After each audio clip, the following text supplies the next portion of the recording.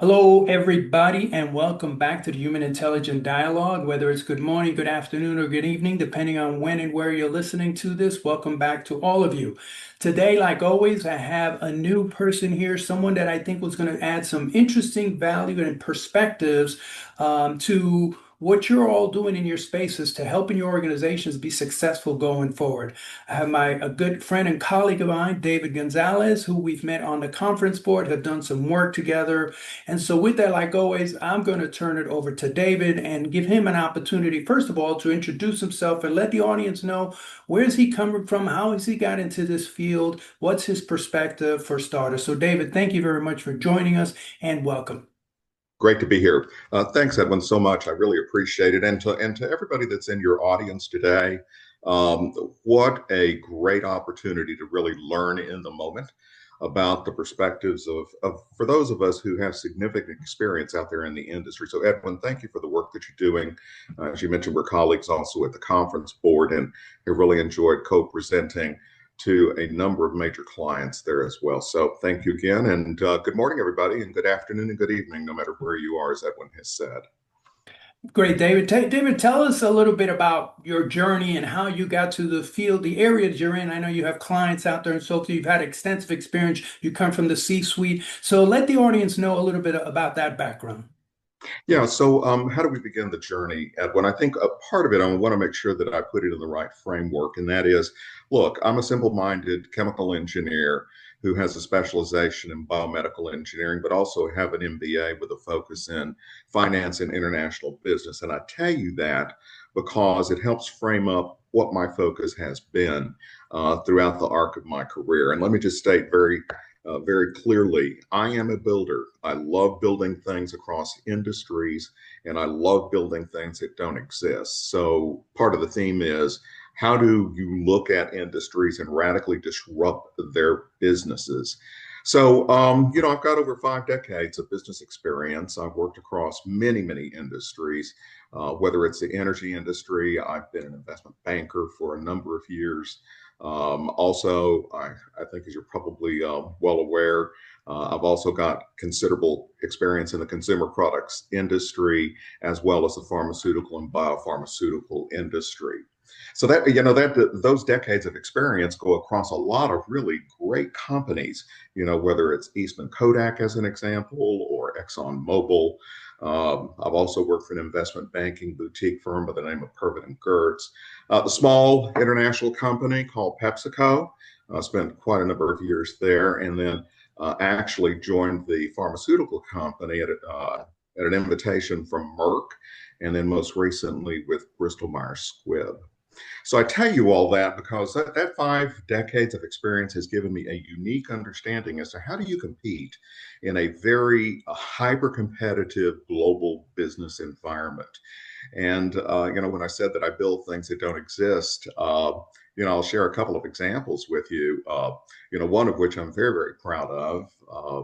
The opportunity to have worked at Eastman Kodak and really developed some of their first new products that incorporated sound into many of their film products. So that gave me the opportunity as an engineer early in my career to look at building things, taking them from the research and development through the business operations side and all the way to commercialization. Talking about radical transformation in the energy industry, Edwin, I also had the opportunity to develop and raise venture capital from New York and help roll out one of the first systems that allowed consumers, such as you and I, actually to use your credit cards to buy fuel at the pump. And so I helped build this notion of using credit cards to buy a commodity known as motor gasoline and roll that out nationally in partnership with the Southland Corporation. So that was a very, very exciting time.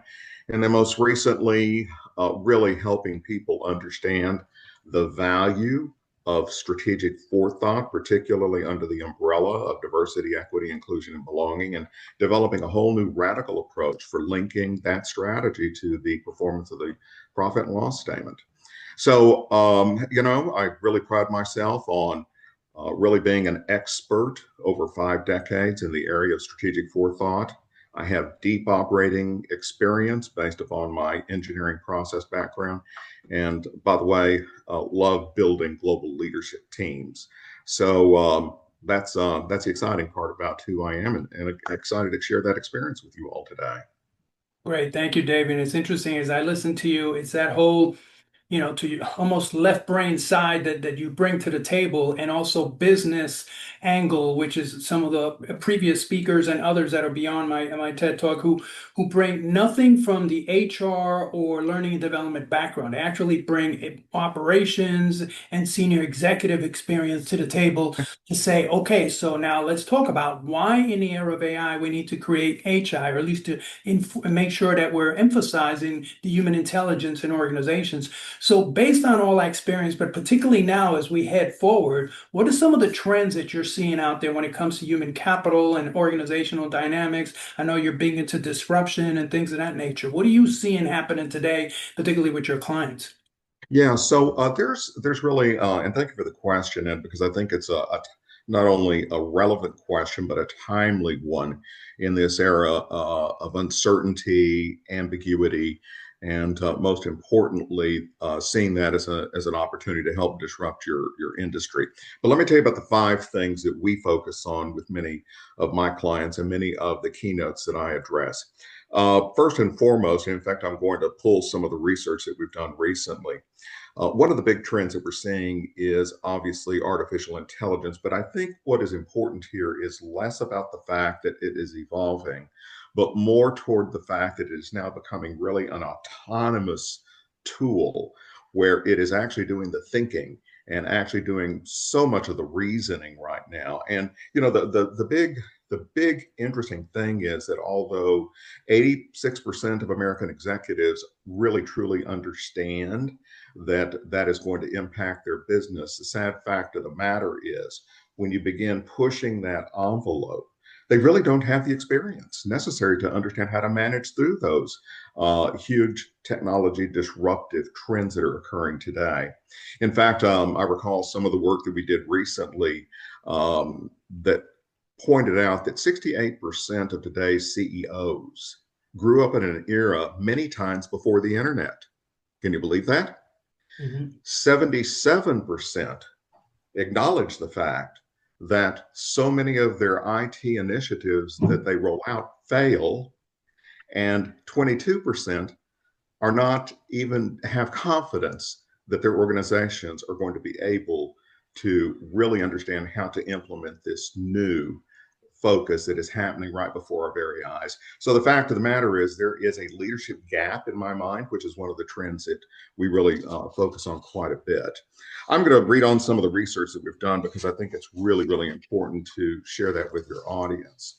Another one is I think we're seeing it again right before our very eyes, the geopolitical instability that is occurring around the world. And in fact, this instability has led to huge changes in world trade dynamics, into migration patterns, into isolationism, which really is very, very concerning. And I think that one of the things that we see is the inability of our current political institutions to really take a firm stand and have the ability to help develop policy that is going to support businesses that need to do their work worldwide.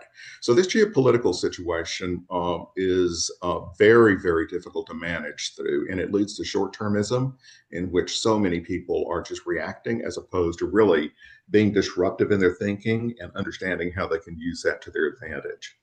Now, the other trend, the big one, is this incredible supply chain disruption. I mean, we're living it in the United States right now, and you're seeing the rest of the world react to it. Not only are people not understanding or have built the strength in their supply chains, they have also not necessarily mitigated the risk around going from single source supply chains around the world to one in which they understand how to manage through supply chains as a network as opposed to many times single source supplying.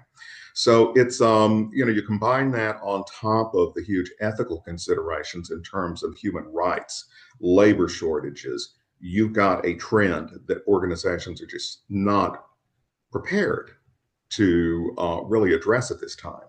Yeah. I touched a little bit on this workforce transformation. I think that there is a leadership gap, and I'll just be very brief on this. I think that the old leadership playbooks, in which people have grown up in linear thinking around how they lead organizations that are linear and siloed and really just more focused on the 50th decimal place, these leaders currently don't have a clear understanding on the nonlinearity of how they're having to manage their organizations. It's got to be systems based. And also, they need more digital nativism in their thinking in order to be able to understand how to push their organizations ahead for competitive advantage here. So I think we've got a serious leadership gap, and I call it the wisdom crisis at this stage. And I think that our leadership development training processes are ill-equipped to understand how to teach and lead through that as well. Mm. But also, I think that one last big trend that I think is really important is how do you teach organizational agility and resilience in the face of all this complexity? So it's an issue because boards are not focused in on testing and understanding whether or not the CEOs are bringing and encouraging resilience, innovation, and risk taking, but rather they're seeing their CEOs really focused in on short termism and are not making quick, rapid decisions in the moment to be able to move their organizations ahead. And you're seeing a slowdown in their growth and in their P&L performance. So, those are really the top 5 trends that I work with my clients quite a bit on. Artificial intelligence, really helping them understand the geopolitical situations in which they're competing, supply chain resiliency, um, the huge leadership gap, particularly at the board and at the CEO level. And then lastly, how do you really prepare an organization to be much more agile and innovative in these kinds of times? Hope that helps your audience. Yeah, I yeah, get no, excited about it. yeah. It's interesting as I listen to you because I call it, as you know, a book I wrote, "The Perfect Human Capital Storm." It's just got you bring it from some different angles and perspectives. So, having said that, as you share those trends, what kind of solutions are you bringing to your clients? Strategies that you believe will make a difference for them?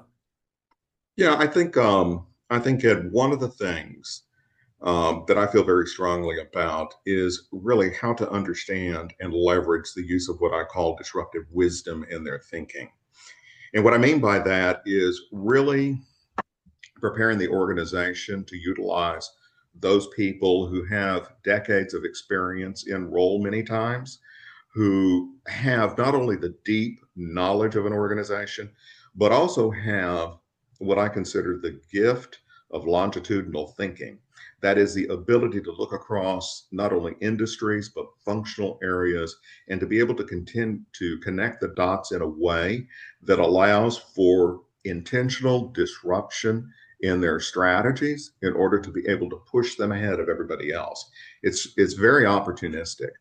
The other part of the model is that there are so many heuristic models that are already coming as a result of that experience that when you combine those models and that way of thinking and enhance it with the current data coming in on today's competitive environment, you've got a way of thinking and leading that leverages not only deep operating experience, longitudinal thinking, given heuristic models, and also new data that does 2 things. It absolutely exponentially increases risk taking and speed of decision making. And it also lowers the risk in the decision that you're making for the organization. So if you're interested in making more money, then you need to design your organization in order to be able to take advantage of those particular items that I just mentioned in this leadership model thinking that we have been using very successfully, by the way. Hmm. I don't know if that helps your audience, No, I think but it does. I think it does because what it triggers for me is, as you're saying, you need to create an environment where people are being or feel psychologically safe at the end of the day. That if you really want them to be innovative and creative, you can't just say that in reinventing the organization because when you're being innovative and creative, there's a 50-50 chance of failure because you're trying something new. So are you creating a safe environment for these organizations to reinvent themselves? So yeah, you add a nice little perspective to it. So If I might add, I think it goes beyond psychological safety. I mean, this is the deliberate, intentional use of bringing in expert knowledge from trusted, disruptive executives who have a perspective based upon not only their knowledge, but also their ability to think longitudinally over decades of experience to be able to say, let me tell you where the direction ought to be if you want to change your strategy and do it deliberately with a lot of strategic forethought. That's the important part, strategic forethought, in order for you to take it from today's operating environment into one in which you're going to win at the end of the day. And that's a very special way of thinking that I think so many CEOs today and so many executives are bound by linear thinking, are bound by old models and old leadership capabilities that just simply are inappropriate for today's competitive environment. And so, at the end of the day, if you want to be around in the next 5 to 10 years, you got to do something different, and it's got to be radical, and it's got to be with speed. Yeah, transformational. And to your point too, you can't just be short, have that short mentality that you alluded to earlier. Uh, No, so mm-mm. yeah. So based on that, as you said, if you want to be around for the next 5 to 10 years, a combined question. So where do you see the future of work going, and what actionable advice can you provide to these senior executives? Yeah. So I'll answer your question, but I'm going to answer it with a risk. And I think that there is a crisis of wisdom that comes from not recognizing artificial intelligence as being a risk area that needs to get mitigated as quickly as possible. And what I mean by that is you've got, as I mentioned earlier in our talk, 68% of these CEOs are people that grew up at the very beginning of the internet situation. And so you've got a way of thinking, you've got a mindset, you've got a model in place, and they're in very powerful positions. And when you've got that kind of leadership in these powerful positions in these global organizations, it is very difficult many times to step outside of that thinking without being deliberate and intentional. And so the future of work really is about the CEOs understanding the impact of not only AI moving to um, an autonomous way of doing business because they are thinking, they are beginning to reason, and how do you build that into the organization, but recognizing that there has got to be this human interaction and collaboration with AI. But to your point, around human intelligence in the workplace, how do you balance that? Because there's not only that artificial intelligence issue, you've got CEOs that are at risk who know that 77% of all of their IT projects fail. And oh, by the way, their confidence level in understanding how to manage through this evolving technology is very low. It's only 22%, according to Ernst and Young. You've got a very risky workplace environment that really speaks to the heart of, am I going to survive? There's an ethical consideration, which I think is to where your head is at in terms of human intelligence, and that is, how do you balance the need to integrate artificial intelligence into the workplace, but also balance it with a high standard of ethics and morals and the judgments that it really takes in order to be able to manage through this. So, the future of work really is going to be driven by how perceptive these leaders are and what can they do in order to be able to incorporate this evolving technology with the highest standards of ethics into their workplace. That's part of the answer, I think, to your question. I'm going to pause here because that's a lot of words, Edwin. But any thoughts or ideas at this stage? No, actually, I appreciate that. And it's some of the stuff that I've been reading and researching and finding out there. And as I also speak with people like yourself, the themes keep bubbling up and keep coming out.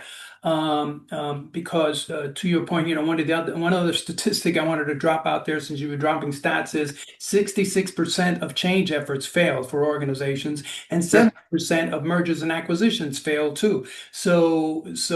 You can't go forward with your old playbook. It's got to be a new paradigm, a new environment type of thing that people have to think about.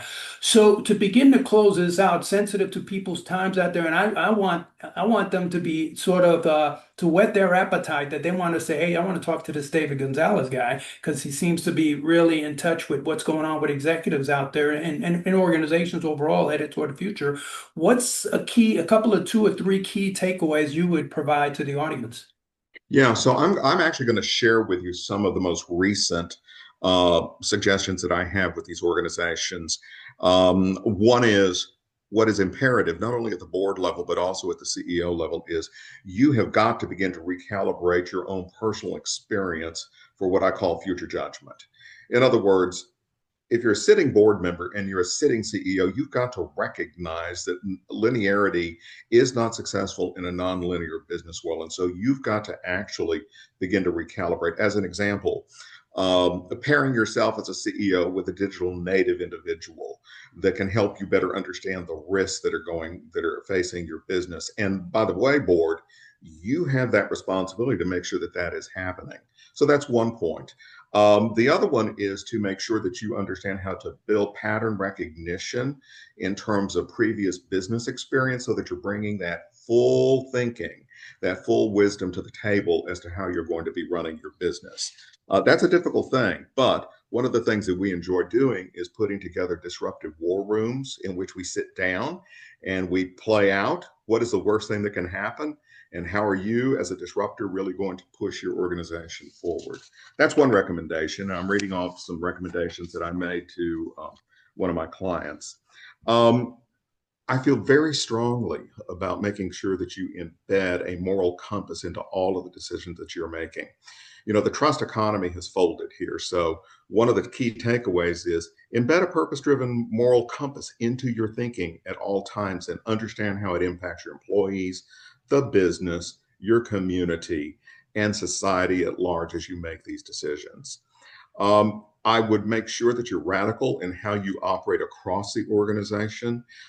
Silos are notorious in the pharmaceutical industry, I must say.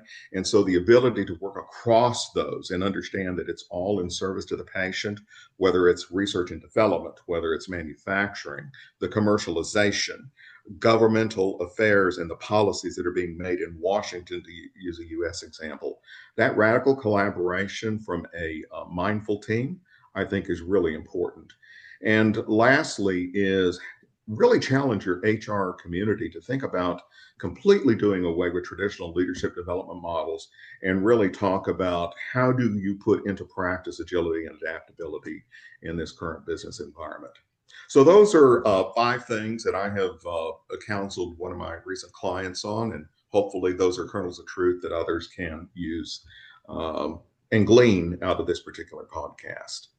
Hey, I appreciate your time. As you're sitting there, my mind's racing through all these different things that I've seen, and that you're right, we're going to need going forward because that old Goldsmith book, What Got You Here Won't Get You There, is one of the thoughts Mhm. that came to mind. And the other thought I'm thinking of, too, to your point, those CEOs today that were born, excuse me, grew up BI, before internet. One of the thoughts I always bring to the table to anyone I'm coaching or presenting to is, we see the world not as it is, but as we are. And so, because we bring to that bias to the table, we need to think differently going forward and be open to those diverse perspectives and sort of how do we reinvent ourselves as an organization going down the road? What is my thinking? How does that all have to evolve to? Which is what I hear you alluding to with the whole, you've got to be disruptive, you got to be different. HR's really got to develop their leaders differently going forward because there's been billions of dollars spent on it, but we still have bad bosses out there. And that whole,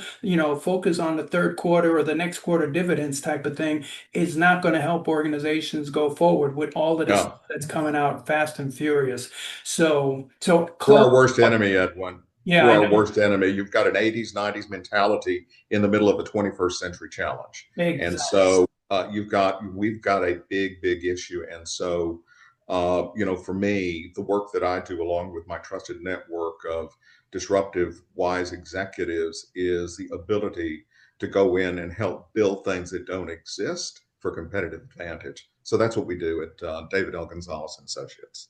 Awesome. Thank you, David. I appreciate it. Folks, you're going to get his contact information at the end of this. Thank you, David, for your wisdom and perspectives and insights as you're helping organizations sort of reinvent themselves, radically reinvent themselves. Because we know, you and I today, there are organizations that at one time were at the top of their game. They're either not here or we hardly ever hear about them, type of thing. So success today or greatness today doesn't guarantee your future. And so we need to Yes. think about, anybody out there that can think of Blockbuster for some, Circuit City for others, and many others out there. So thank you, David, for your time. Thank you for your perspective. And I love the fact that you're working out with those senior executives. And interesting too, folks, as you listen, David's about the third or fourth person I've had on these podcasts that comes from a completely different perspective, grew up sort of, as he says, as an engineer first and secondly in the finance world too, had a few of those too, and then eventually ended up into how do we help organizations help themselves, but remember that the ones that operate things at the end of the day are the people in their organizations. So thank you for your time, David. I sincerely appreciate it. They will get information out there from all of you here shortly. So thank you again. And thanks for all that you're doing too as well. Thank you. Thank Bye you. bye.